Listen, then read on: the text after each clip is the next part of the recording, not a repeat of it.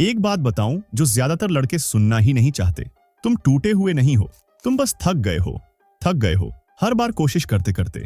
वही बंदा जो हमेशा पहला स्टेप लेता है, जो समझने की कोशिश करता है, बात करता है, माफ करता है, जबकि वो डिसअपीयर हो जाती है, गेम्स खेलती है और तुम्हें लगता रहता है कि गलती तुमसे हो गई है, लेकिन असली बात कोई बताता ही नहीं।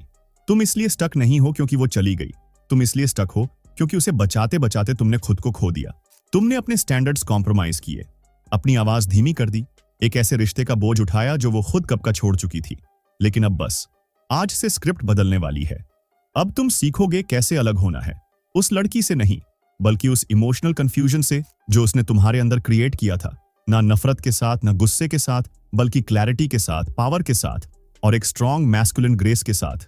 ये हैं नए रूल्स जो तुम्हें गलत लड़की को छोड़ने में हेल्प करेंगे और तुम्हें फिर से वही इंसान बनाएंगे जिसके अंदर सेल्फ रिस्पेक्ट, फोकस और असली पावर हो। तो चलो अब शुरू करते हैं। पॉइंट 1, अगर वो लड़की तुम्हें इमोशनली थका देती है तो वो तुम्हारे लायक नहीं है। सच्चा प्यार एनर्जी ड्रेन नहीं करता, वो तो तुम्हें रिचार्ज करता है। अगर हर बातचीत के बाद तुम कंफ्यूज्ड, थके हुए या खुद पे डाउट करते हो तो ये प्यार नहीं है, ये इमोशनल इन्फ्लेशन है।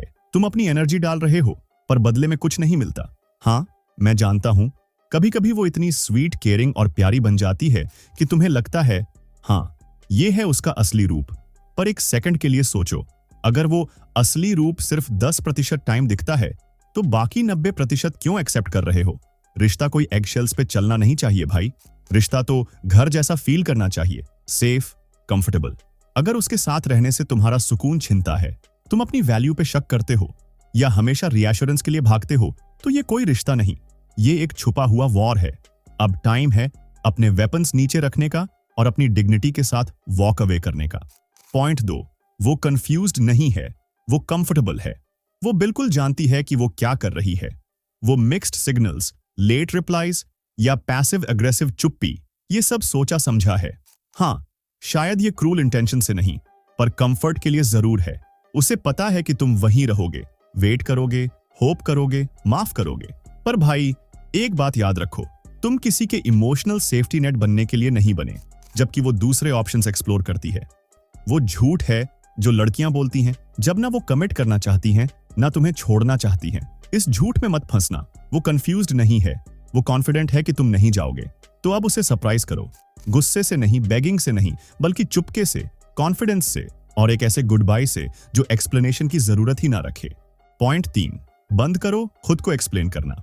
उसे जो जानबूझकर तुम्हें गलत समझना चाहती है, कितनी बार ट्राई किया है उसे अपना साइड समझाने के लिए?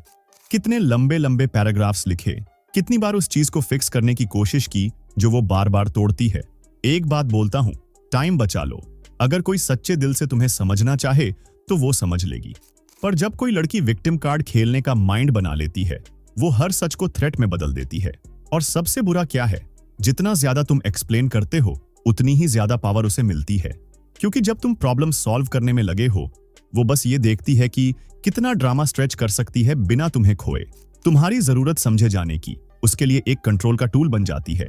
तो अब एक्सप्लेन करना बंद करो, ऑब्जर्व करना शुरू करो और ये सच समझ लो, जो आदमी खुद को जानता है उसे खुद को जस्टिफाई करने की जरूरत नहीं पड़ती। पॉइंट 4, दर्द के साथ सोते हुए तुम हील नहीं कर सकते। कभी ट्राई किया है उसी जगह हील करना जहां तुम हर्ट हुए? इम्पॉसिबल है भाई। तुम खुद से कहते रहते हो कि सब ठीक हो जाएगा, वो बदलेगी, बस थोड़ी सी टाइम की बात है। पर ये सब सिर्फ एक चीज करता है, इनएविटेबल को डिले। सच ये है कि वो लड़की तुम्हारा सुकून नहीं बल्कि तुम्हारा पैटर्न है। तुम बार बार उसी आग के पास जाते हो, ये सोच के कि इस बार नहीं जलोगे, पर हर बार ये तुम्हें थोड़ा और खा जाता है। तुम कोई कहानी रीराइट नहीं कर सकते अगर विलन के हाथ में अभी भी पेन है। तुम खुद को रीबिल्ड नहीं कर सकते जब तक उसके साथ सोते हो जिसने तुम्हें तोड़ा। हीलिंग तब शुरू होता है जब तुम फाइनली एक्सेप्ट करते हो कि दूर चलना कमजोरी नहीं, विजडम है और तुम्हारा सुकून कभी पनिशमेंट जैसा फील नहीं करना चाहिए। पॉइंट 5, तुम्हारी वैल्यू कोई डिबेट का टॉपिक नहीं है, इसे प्रूव करना बंद करो। हर बार जब तुम उसे अपनी वर्थ दिखाने की कोशिश करते हो, तुम खुद ही उसे भूल जाते हो। तुम उसके पीछे भागते हो, ओवर कॉम्पेंसेट करते हो और बस उस प्यार, एफर्ट या रिस्पेक्ट के लिए तरसते हो जो फ्रीली मिलना चाहिए था। पर एक बात ध्यान से सुनो, एक मर्द की वैल्यू बेगिंग, फिक्सिंग या किसी को खुश करने से नहीं दिखती। वो दिखती है बाउंड्रीज, साइलेंस और प्रेजेंस से। तुम्हें ये प्रूव करने की जरूरत नहीं कि तुम काफी हो, बस ऐसे चलो जैसे तुम्हें ऑलरेडी पता है कि तुम काफी हो, क्योंकि जिस पल तुम्हें उसकी वैलिडेशन की जरूरत नहीं पड़ती, उसी पल वो सोचने लगती है कि उसने तुम्हें कैसे ग्रांटेड लिया। प्रूव मत करो, बस खुद को हटाओ और देखो क्या होता है। पॉइंट 6, तुम्हारी चुप्पी उसे उसकी खुद की परछाई से सामना करने पे मजबूर करती है। जब तुम एक्सप्लेन करना बंद कर देते हो, वो अकेली रह जाती है तुम्हारी एब्सेंस के गूंज के साथ। ना कोई टेक्स्ट एनालाइज करने को, ना कोई कॉल इग्नोर करने को, बस चुप्पी। और इस चुप्पी में वो पहली बार खुद को सुनती है। देखो, ज्यादातर लोग रिश्तों का इस्तेमाल खुद से भागने के लिए करते हैं। वो डिस्ट्रैक्ट करते हैं, बात घुमाते हैं, झगड़ते हैं, कुछ भी, बस अपने अंदर झांकना नहीं। पर जब एक आदमी जिसे वो कभी बंधा हुआ महसूस करती थी एकदम ठंडा पड़ जाता है, तो ये उसके लिए एक ऐसा आईना बन जाता है जिससे वो भाग नहीं सकती। वो अपने डिसीजंस पे सवाल उठाती है, अपनी बातों को रिप्ले करती है, सोचती है क्या मैंने हद पार कर दी। और यही वो पल है जब गेम पलट जाता है, क्योंकि अब तुम वो आदमी नहीं जो अपनी वर्थ प्रूव कर रहा है, तुम वो बन जाते हो जिसके सामने उसे खुद को प्रूव करना पड़ता है। ना बेगिंग से, ना बातों से, बल्कि उस इनर वर्क को करके जो वो हमेशा अवॉइड करती थी।